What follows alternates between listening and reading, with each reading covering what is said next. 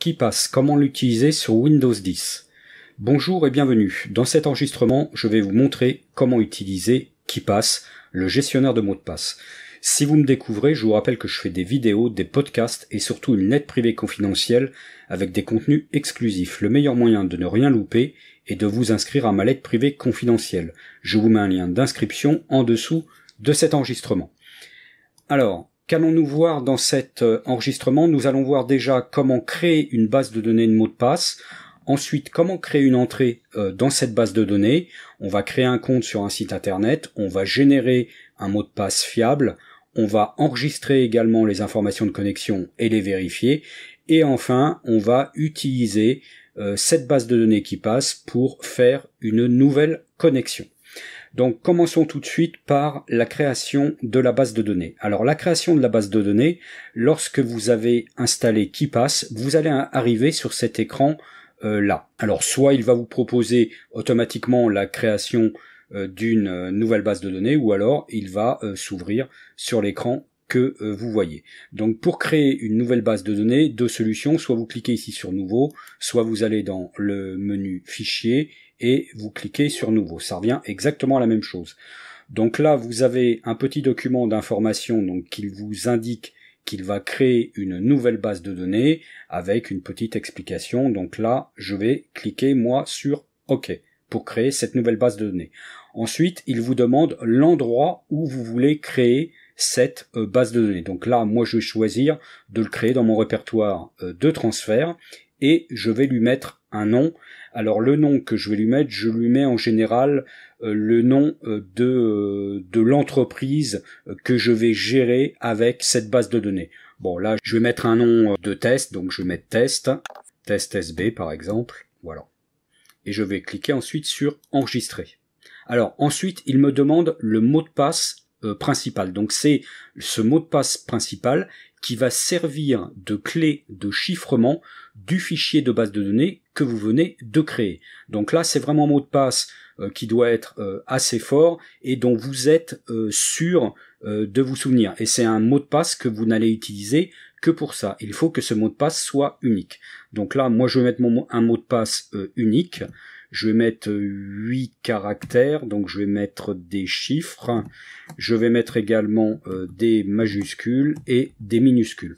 Donc là, vous voyez que il me dit que ce mot de passe est d'une qualité faible. Vous veillez bien à ce qu'il vous mette un mot de passe fort. Donc je vais répéter moi ici mon mot de passe, puisque c'est pour l'exemple.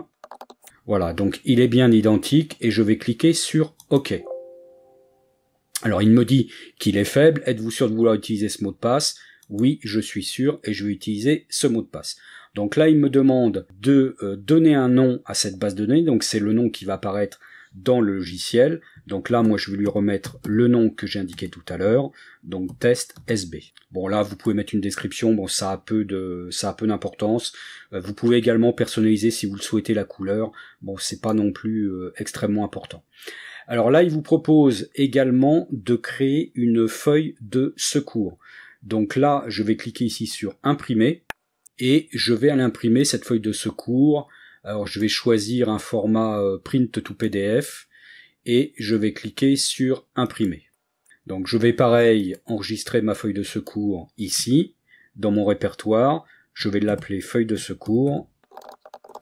Et je clique sur enregistrer. Voilà, donc ma feuille de secours, normalement, elle est enregistrée. Je vais aller vérifier ça d'ailleurs dans le fichier, dans mon répertoire où j'ai enregistré cette feuille. Et vous voyez qu'on a bien ici le fichier PDF de feuille de secours.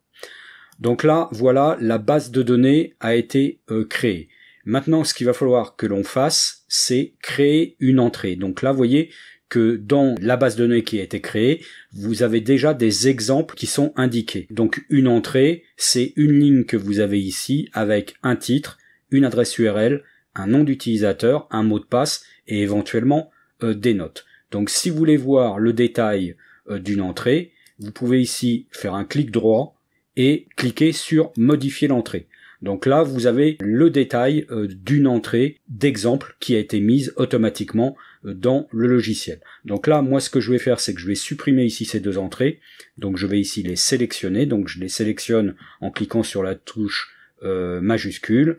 je fais un clic droit et je fais supprimer l'entrée. Et je vais cliquer, êtes-vous certain de vouloir déplacer les entrées sélectionnées dans la corbeille? Je clique sur oui. Voilà, donc ces deux entrées-là ont été mises dans la corbeille. Maintenant, ce que je vais faire, c'est que je vais aller créer un compte sur un site internet. Donc je vais mettre mon entrée ici dans le répertoire, dans le sous-dossier, pardon, internet qui est indiqué ici. Alors vous pouvez créer autant de sous-dossiers que vous le souhaitez en vous positionnant ici sur le nom de votre base de données et en faisant un clic droit, ajouter un groupe.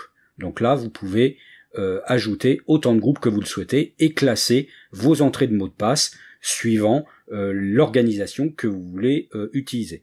Donc là, moi, le but, ça va être de créer un compte sur un site internet. Donc je vais me positionner sur internet. Je vais ensuite ici cliquer sur ajouter une entrée. Je peux aussi le faire par le menu ici, ajouter une entrée. Voilà, donc il m'ouvre ici une entrée vierge en me proposant donc de saisir un titre, un nom d'utilisateur. Il me propose automatiquement un mot de passe ici pré-renseigné avec qu'il a en fait fourni avec le générateur intégré à KeePass. Donc si vous voulez voir le générateur, vous cliquez ici sur la petite clé et avec la petite flèche en bas et vous pouvez ouvrir le générateur de mots de passe.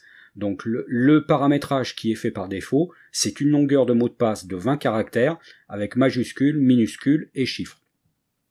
Donc moi, ça me convient très bien, donc je vais laisser ce mode de détermination de mot de passe. Donc je clique ici sur OK. Donc j'ai mon mot de passe qui est là et je vais ensuite pouvoir indiquer ici une adresse URL. Et j'ai aussi un petit cadre ici si je veux mettre des remarques ou des notes relatives à cette entrée de mot de passe. Donc donc ça je vais le mettre ici sur le côté et je vais aller créer un compte sur un site internet. Alors le site internet sur lequel je veux aller créer un compte, c'est je vais prendre donc par exemple le site de BPI France Création qui est un excellent site d'information pour les entrepreneurs et je vais aller créer un compte sur ce site-là. Donc je clique ensuite ici sur le site BPI France Création. Je vais aller ici sur le petit bonhomme mon espace et je vais ici créer un compte. Donc je descends ici, je veux créer mon compte, donc je souhaite créer mon compte d'entrepreneur.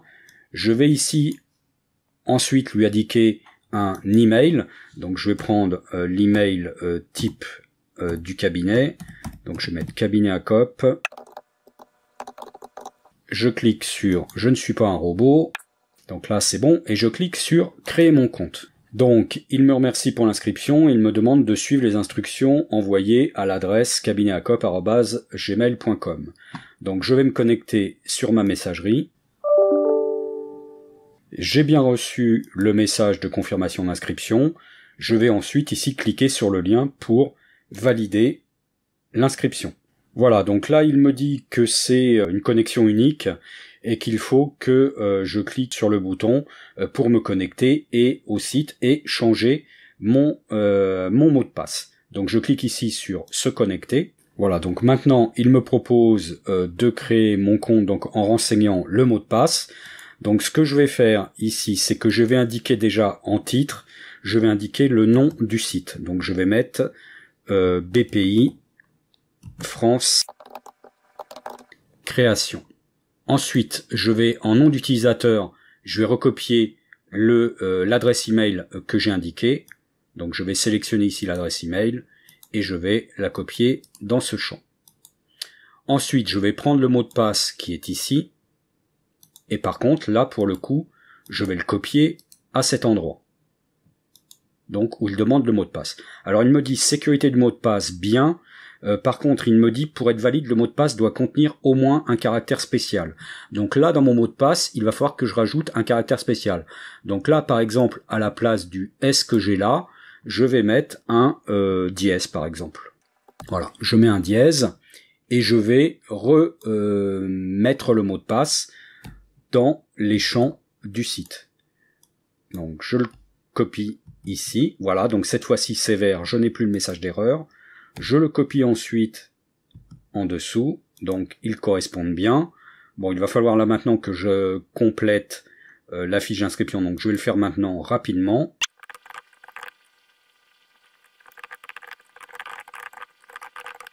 Voilà, donc maintenant, je n'ai plus qu'à cliquer sur enregistrer.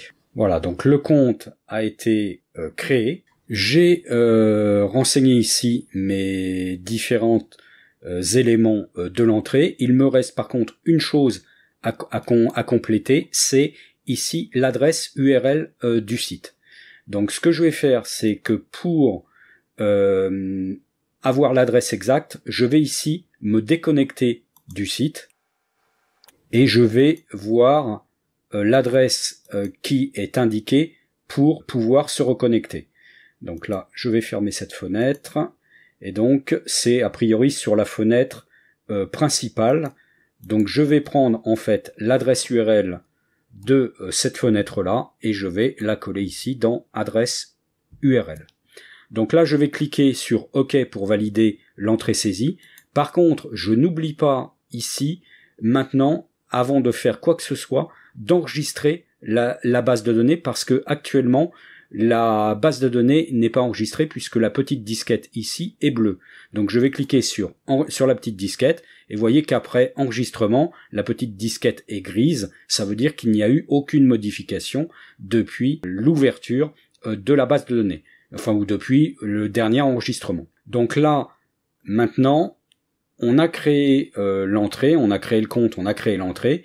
Maintenant, ce qu'on va faire, c'est qu'on va refaire un test de connexion comme si il s'agissait d'une nouvelle connexion. Donc ce que je vais faire, c'est que je vais fermer ici maintenant le navigateur et je vais vous faire voir comment j'utilise la base de données qui passe. Donc la base de données qui passe, pour l'utiliser, il faut déjà ouvrir le site internet. Donc il y a plusieurs moyens d'ouvrir le site internet, soit en cliquant ici sur le petit globe pour ouvrir l'adresse URL que l'on a renseignée, soit ici faire un clic droit adresse URL et lancer par le navigateur par défaut l'URL qu'on veut obtenir, et il y a également avoir une entrée quelque part dans le menu. Alors il faut que je la retrouve, elle est ici, adresse URL, vous voyez c'est exactement la même chose que le clic droit. Donc je vais cliquer ensuite ici sur ouvrir l'adresse URL. Donc j'arrive directement sur le site de BPI France. Je vais ensuite aller ici cliquer sur le petit bonhomme pour aller saisir mes identifiants. Je vais ensuite faire un clic gauche dans la zone identifiant et là je vais pouvoir faire une exécution automatique de l'entrée que j'ai préalablement renseignée dans la base de données de mots de passe. Donc là c'est pareil, il y a encore trois façons de faire, soit avec le petit icône qui est là en forme de brique. Donc il y a possibilité également de le lancer en faisant un clic droit sur le titre de l'entrée et en faisant ici accomplir la saisie automatique. Et au passage on voit bien qu'on a le petit icône qui est identique à celui qu'on avait ici sous le menu. Et enfin, dernière façon de le faire, c'est d'aller ici sur entrée et de cliquer sur accomplir la saisie automatique. Alors vous ferez bien attention parce que pour que la saisie automatique fonctionne, il faut deux choses. Il faut que la fenêtre de connexion ait bien les deux champs identifiant et mot de passe. Si vous n'avez qu'un champ identifiant ou si vous n'avez qu'un champ mot de passe, ça ne fonctionnera pas. Dans ces cas-là, il faudra choisir de soit copier le nom d'utilisateur, soit copier le mot de passe et d'aller dans la case pour le coller. Deuxième point également, c'est qu'il faut bien avoir ici fait un clic gauche dans la case identifiant.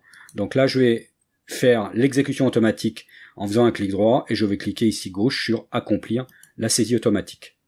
Donc vous voyez que les champs se remplissent tout seuls, il n'y a pas de problème, et je vais ensuite avoir accès à mon espace privé si j'ai bien copié les bons mots de passe et les bons identifiants. Donc là, vous voyez que le site vient de changer, donc la fenêtre s'est fermée. Je vais aller vérifier que je suis bien connecté sur mon compte en cliquant ici sur mon espace et mes données personnelles.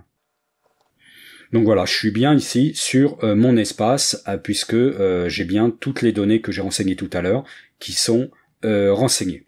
Donc ne pas oublier non plus de se déconnecter du site une fois que l'on a terminé. Donc voilà ce que je souhaitais vous dire sur ce sujet. J'espère que cela vous a été utile et que vous avez aimé. Dites-le moi en cliquant sur le pouce en haut ou de couleur bleue, ou le pouce en bas ou de couleur rouge dans le cas contraire.